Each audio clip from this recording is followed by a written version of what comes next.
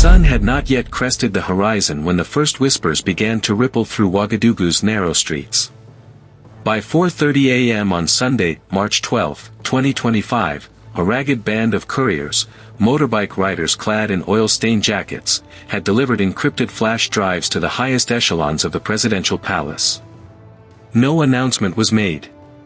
No sirens wailed. But inside that fortress of ochre walls, a storm was brewing that would shake West Africa and reverberate through boardrooms in Paris and Beijing alike.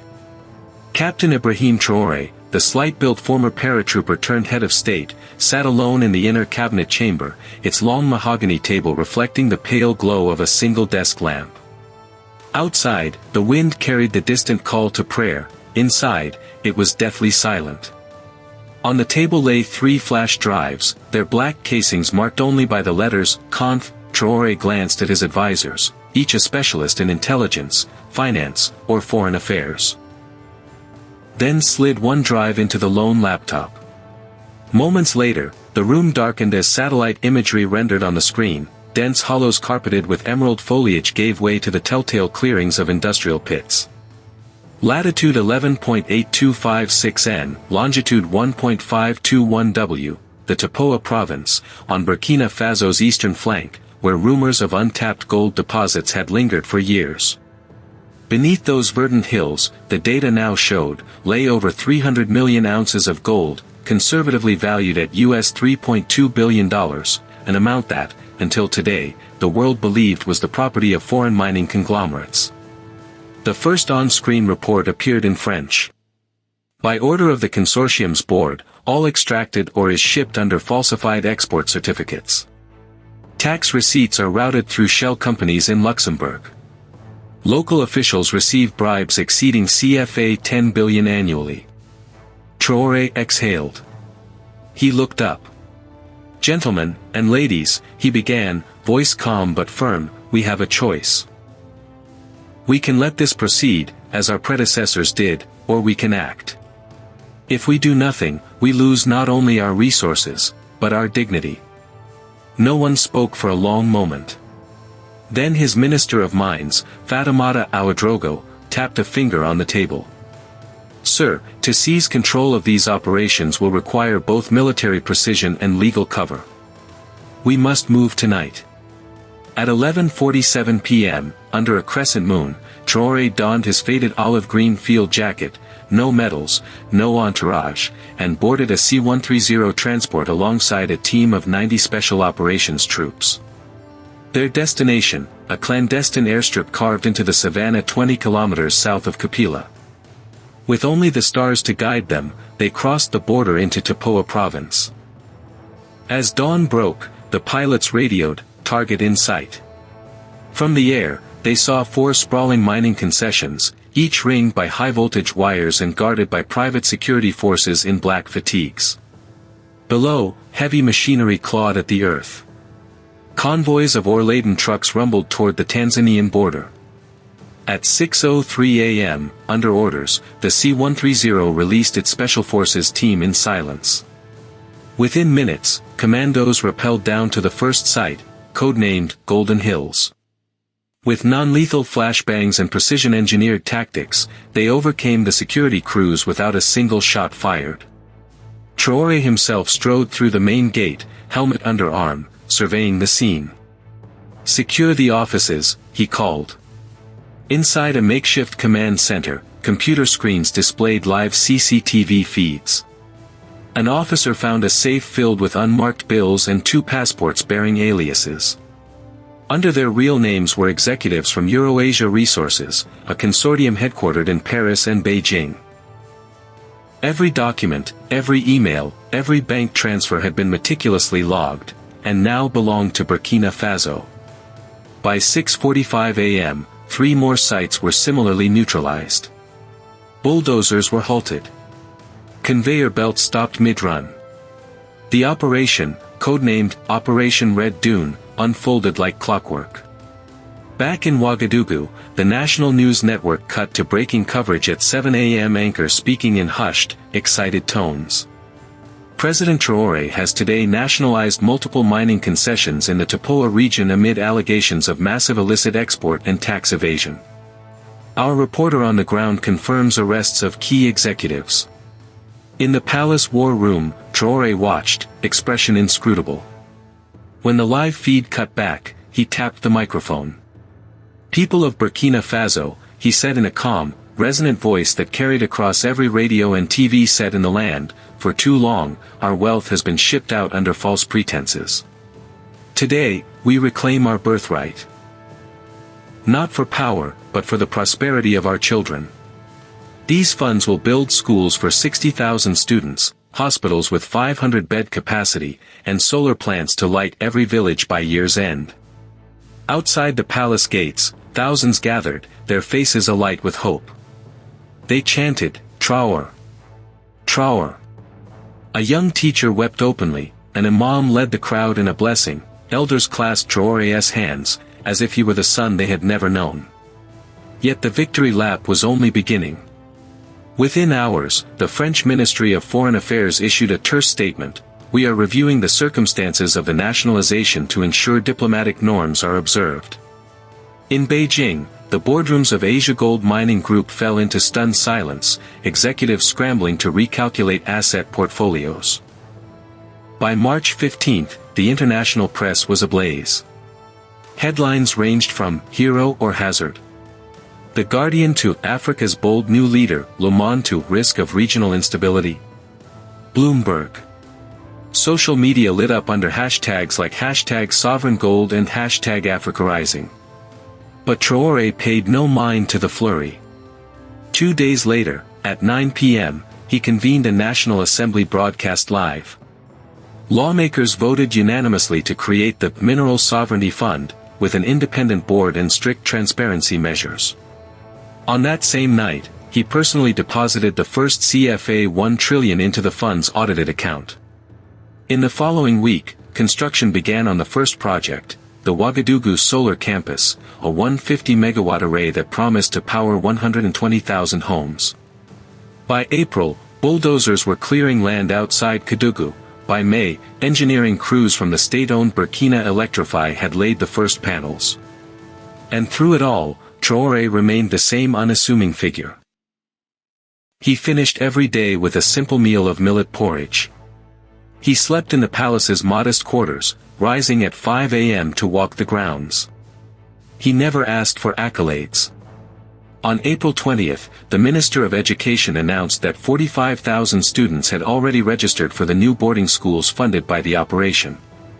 On May 3, the Health Ministry unveiled plans for a 500-bed hospital in Fada Ngourma, with equipment donated by international partners impressed by Burkina's transparency.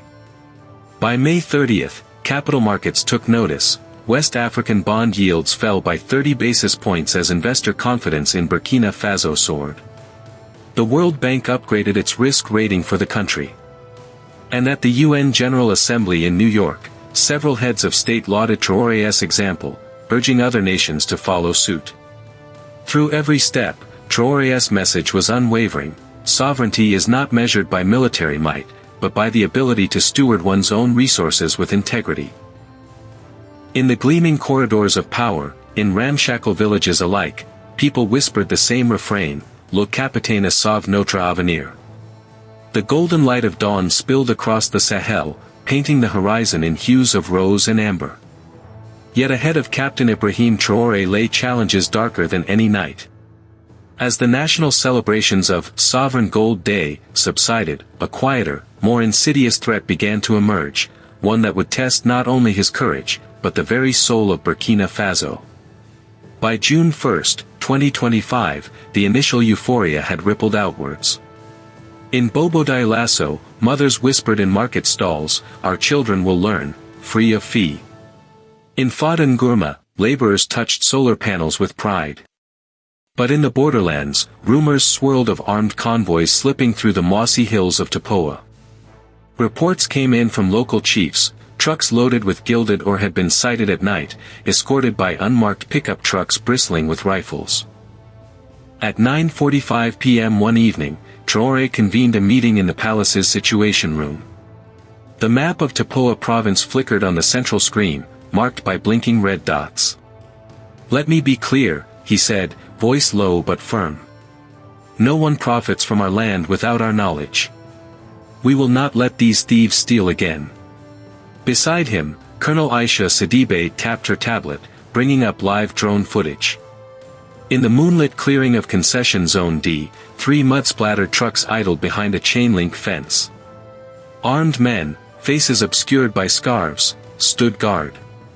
Traoré nodded. "At first light, we move.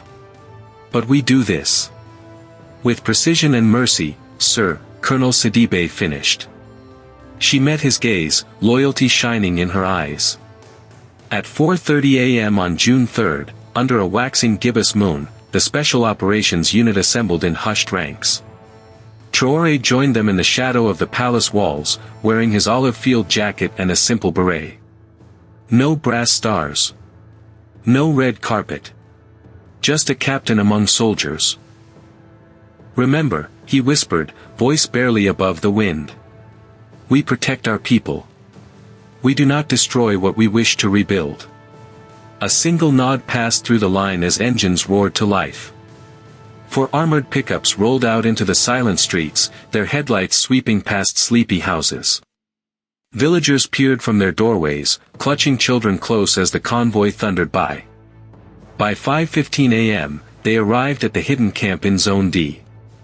The dusty clearing lay bathed in pale blue light.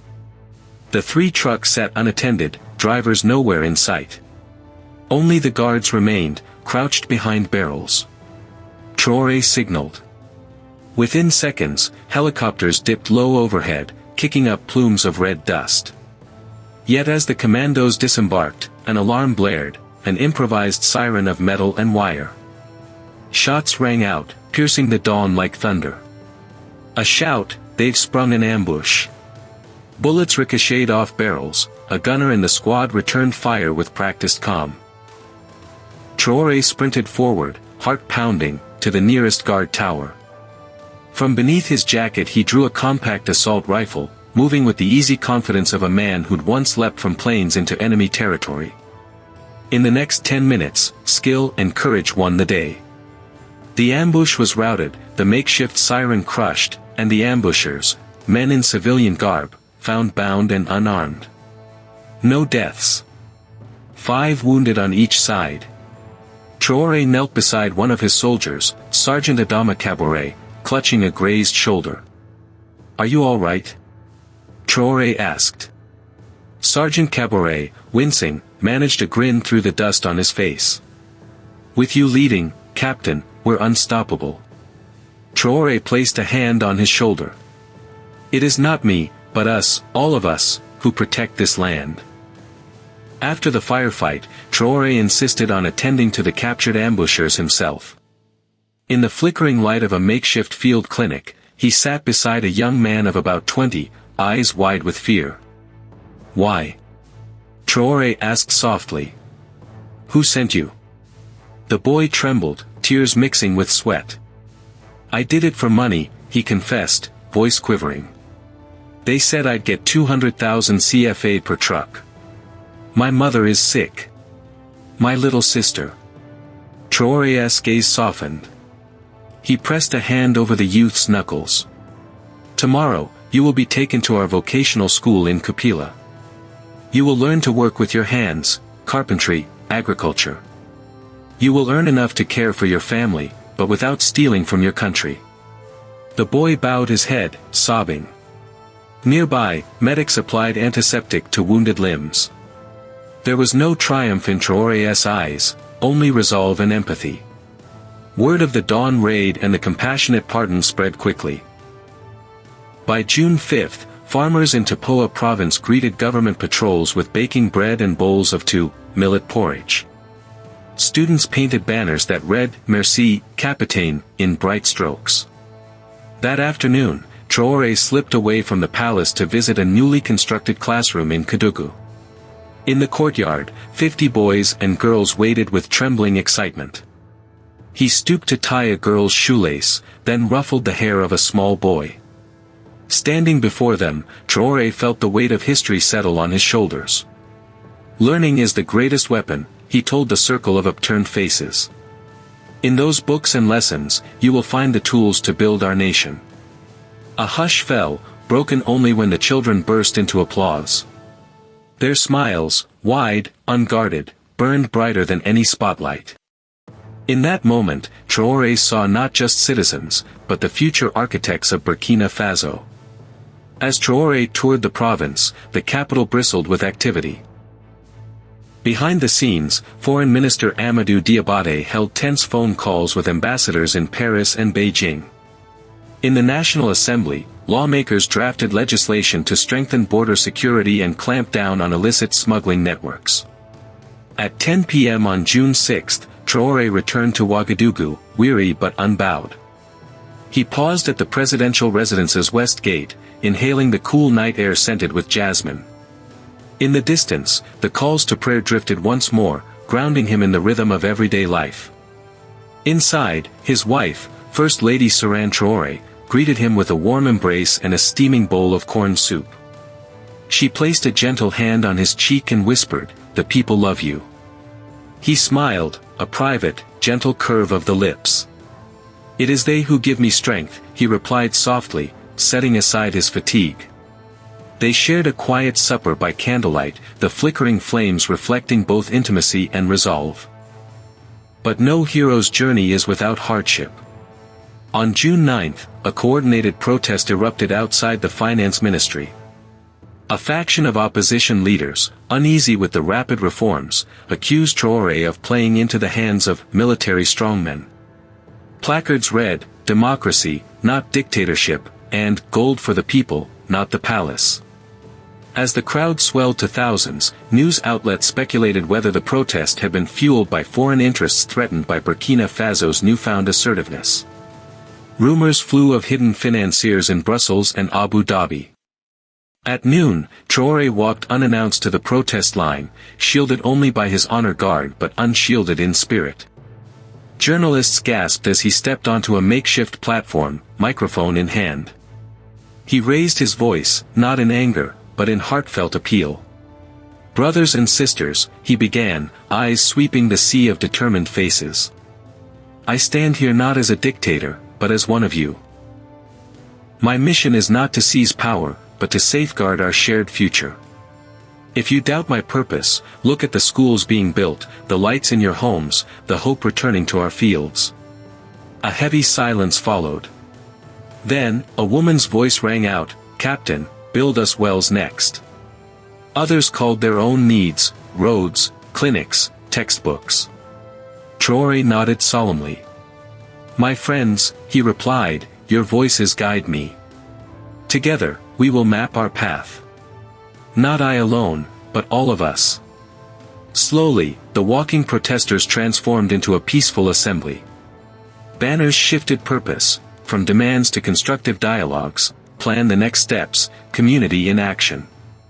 Opposition leaders, some captured on live video, shook his hand.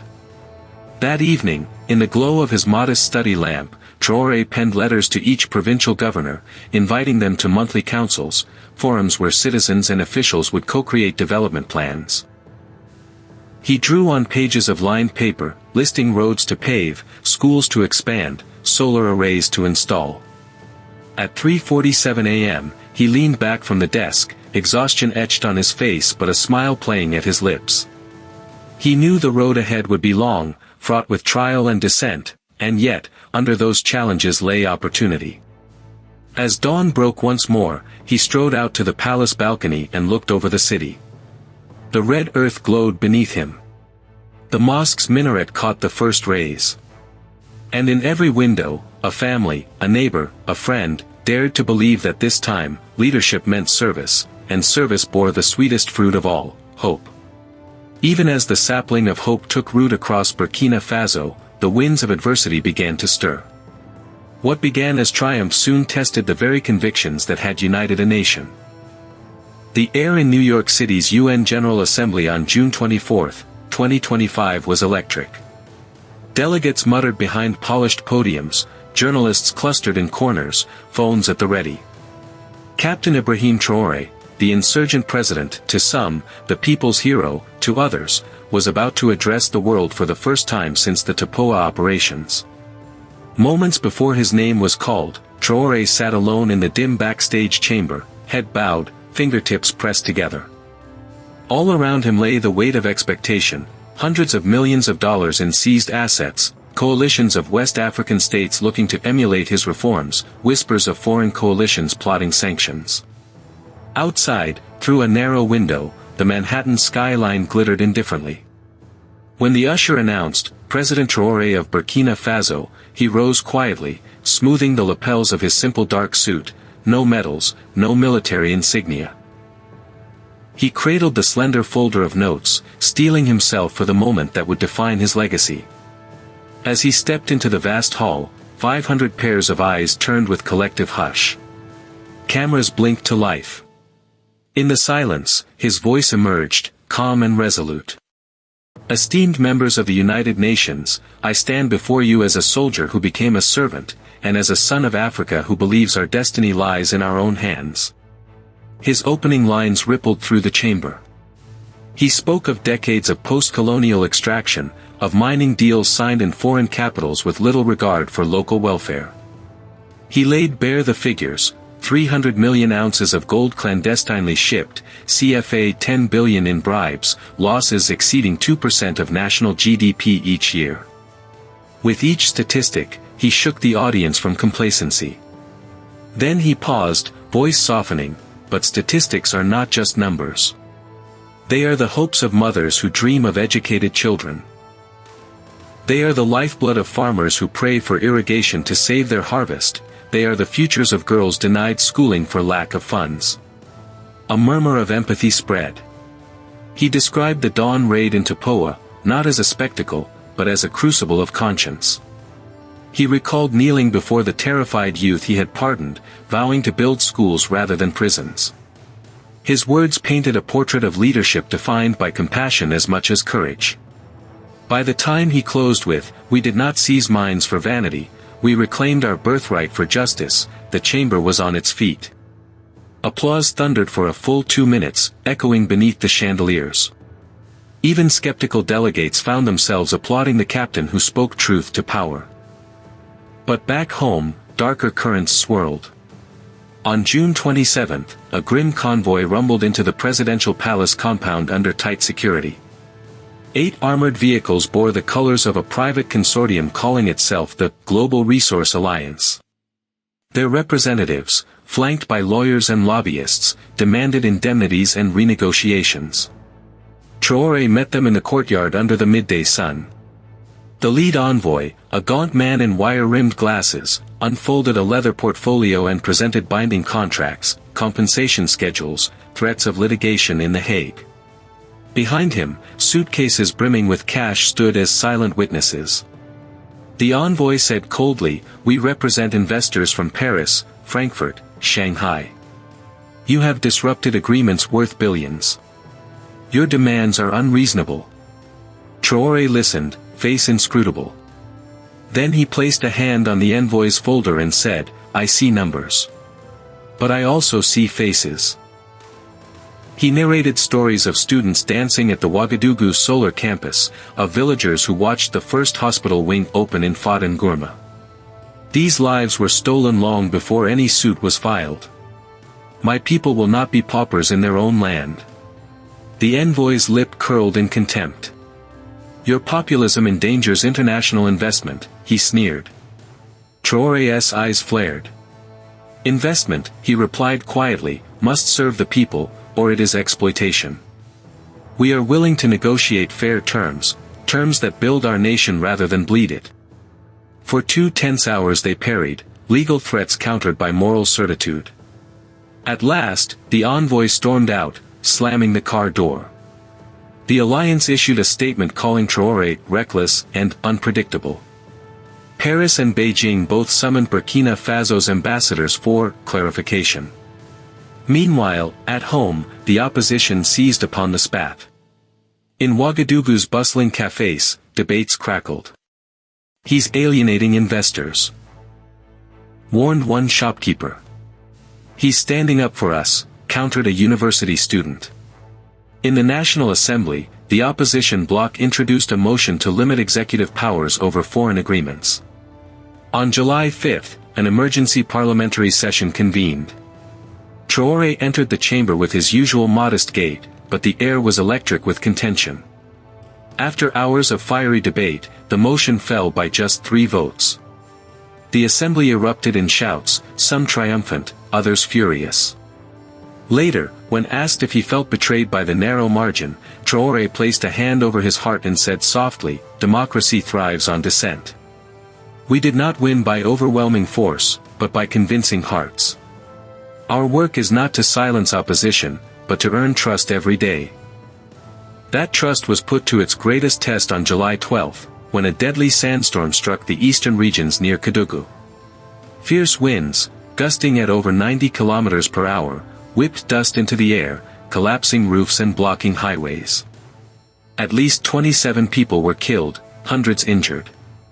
Crops lay buried, wells clogged. The nation watched in horror as news footage showed families huddled in makeshift shelters. Traoré sprang into action. Within 3 hours, he flew in a fleet of military helicopters carrying medical teams, tents, and water purification units. He donned dust-stained fatigues and stepped onto the runway at Kédougou under the orange haze, personally supervising relief distribution. A young mother, clutching a clay pot of water, approached him, tears streaking her face. She whispered, "Merci, Monsieur le Président, merci." Traoré knelt to meet her eye level, took her hand, and promised, "We will rebuild. This storm may darken our skies, but it will not extinguish our spirit." Images of Traoré distributing blankets and touching scarred hands spread across social media. Young volunteers lined up to join relief efforts. Donations poured in, CFA 500 million from local philanthropists, plus aid pledges from neighboring states. International relief agencies commended the swift government response. But the storm also revealed systemic fragilities: roads washed out, clinics without backup generators, farmers who had never been taught soil conservation struggling to clear dunes. Traoré resolved to turn crisis into catalyst. He announced the Renaissance Plan on July 18, a 5-point initiative to enhance disaster resilience, reinforced housing, sustainable agriculture training, solar-powered water stations, expanded healthcare outreach, and an early warning network using rooftop sensors. At a televised address that evening, his voice trembled with emotion. "My beloved Burkina Faso, today we mourn our losses. But from our sorrow, we shall sow seeds of strength. We will build homes that stand against the fiercest winds. We will teach our children to read the sky. We will light our villages with the sun's own power so that no storm can leave us in darkness." Viewers across the country wept as they watched. In living rooms, grandmothers dabbed their eyes; in dusty compounds, young men clasped each other's shoulders. That night, the nation's collective grief merged with renewed resolve. Within days, engineers from Burkina's new solar campus were enlisted to install emergency power at clinics. Agronomists from the Mineral Sovereignty Fund traveled to villages to teach sand dune stabilization techniques. The Army's engineering corps rebuilt roads, civil servants delivered seed packets and training manuals to farmers. Every corner of the nation felt the intertwining hands of state, citizen, and government working as one. On July 25, Traoré returned to Kédougou to inaugurate the first reinforced housing complex. Dozens of families stood by pastel-painted homes perched above the floodplain. As he cut the ribbon, children released balloons into the dusty sky, white balloons emblazoned with "Hope Rises." A widow named Mariam Ouedraogo presented him with a hand-woven basket of millet, saying softly, "This new home is a gift not only of bricks, but of humanity." Traoré accepted the basket, brushing tears from his own eyes. "Your strength," he replied, "is the true foundation of our nation."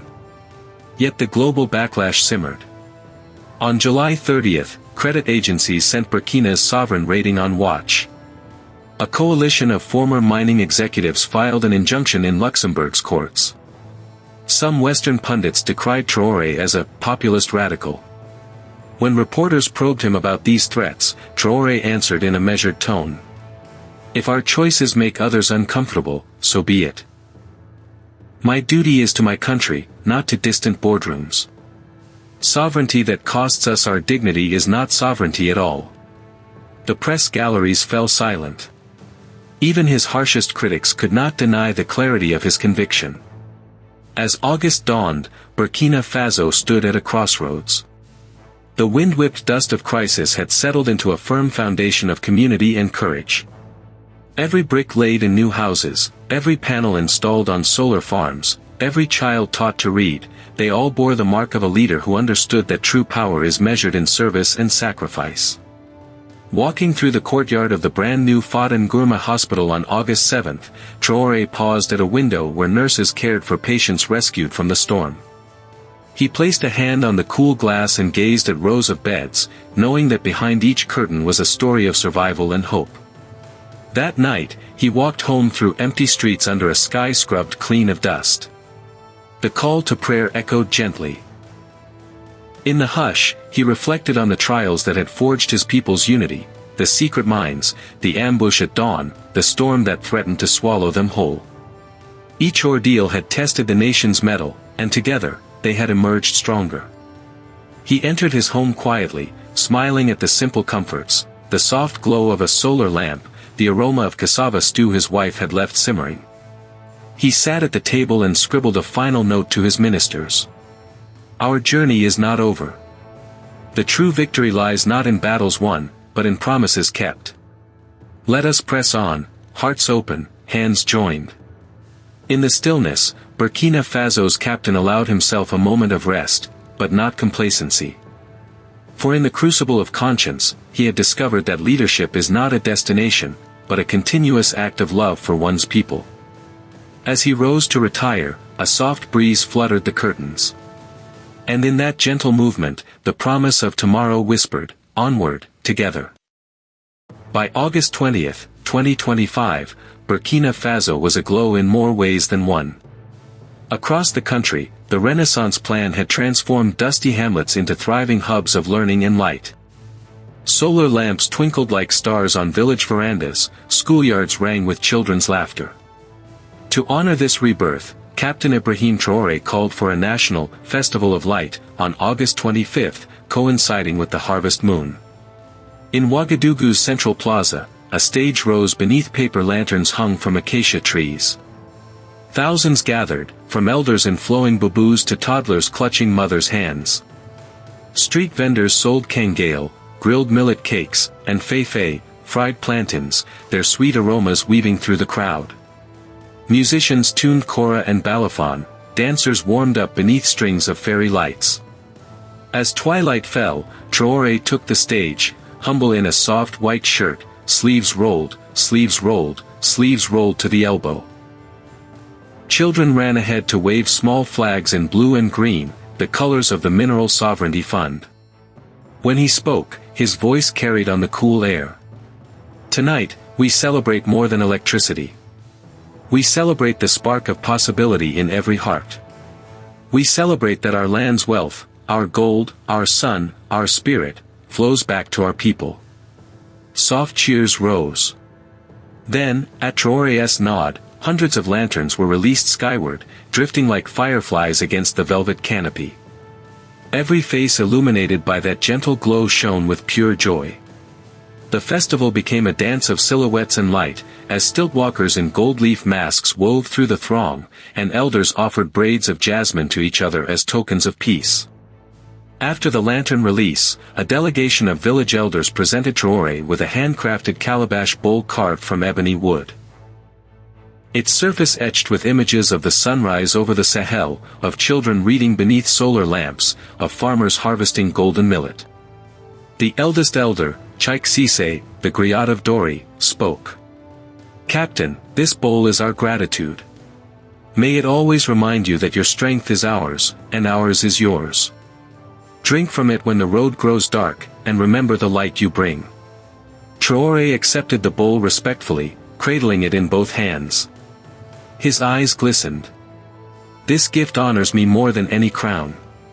I will carry it with me on every journey, and let it remind me of the people whose lives it represents." He dipped his fingers into the bowl, a symbolic gesture of unity, and from that bowl sipped water poured by the village matron. A hush fell, broken only by the distant strum of kora strings. In that suspended moment, Burkina Faso felt whole, bound together by shared purpose and possibility. That night, Traoré returned to the palace by starlight, the ebony bowl resting on the dashboard of his convoy's lead vehicle. Through the tinted window, he watched the lanterns still drifting across the night sky, a galaxy of human hope. In his private study, he placed the bowl upon a carved pedestal beside a single photograph, a young Ibrahim in fatigues, smiling shyly beside his paratrooper unit. He knelt, gently turning the bowl, tracing the intricate carvings with a finger. And there it hit him, as clearly as the desert dawn, his mission had always been sweeter than any victory. It was the simple act of bringing light, both literal and metaphorical, to people who had known too much darkness. He whispered into the quiet room, "This is why we fight, this is why we build, this is why we endure." A rush of gratitude flooded him. He rose and gazed out at the moonlit palace grounds, heart full, mind calm. Yet somewhere, in the gentle stirring of the night breeze, he sensed another story waiting to be told. Across the ballroom of the presidential villa, late into the night, ministers and aides reveled in the festival's success. Laughter floated through the gilt-trimmed doors as someone struck up a tune on a talking drum. Yet beneath the celebration, a file sat untouched on Traoré's desk, a subtle envelope, deep green with no return address, bearing only 3 words in elegant script. They watched closely. He had received no such message in weeks. No drone alerts, no intercepted emails. This envelope had arrived by hand, slipped beneath the palace gates while moonlight danced on the walls. Traoré stared at those sparse words, his mind whirring. Who watched? What did they know? When would they act? The thought prickled his calm like a distant horn. He slipped the note into his jacket pocket, the ebony bowl's whisper still echoing in his veins. Tomorrow, he would convene his closest advisors, Colonel Sidibe, Minister Ouedraogo, and Amadou Diabate, to decipher this warning. But tonight, he allowed himself one last peaceful look at the lantern-lit sky beyond the palace windows. In the hush of that moment, Burkina Faso dreamed sweetly of schools and solar panels and open markets. Yet on the horizon, beyond the moon's pale glow, a shadow lingered, silent, unseen, patient. At 5:12 a.m., the palace alarms chimed, Traoré's prearranged signal to rise. He slipped from beneath the cotton sheets and dressed in his usual olive field jacket. Before leaving his quarters, he paused to lift the calabash bowl and hold it against the window. The sky was already lightening, a soft gradient from indigo to rose. He whispered to the bowl, "We have done much, my friends, but there is more to do." Placing it back, he strode into the corridor where aides waited, breath visible in the cool morning air. "Gentlemen, ladies," he said, voice steady, "we begin again." Behind him, the palace doors closed softly. Outside, the first crows called. And beyond the red Sahel earth, the next chapter of Burkina Faso's story awaited, its pages blank but for the promise of courage, compassion, and the unyielding light of freedom. With the festival's warmth still lingering, and that mysterious note tucked close to his heart, Captain Traoré, and Burkina Faso, stand poised at the edge of a new adventure. What awaits beyond that unseen horizon? Only time will reveal, but one truth remains, under his watch, the nation's light will shine, come storm or silence.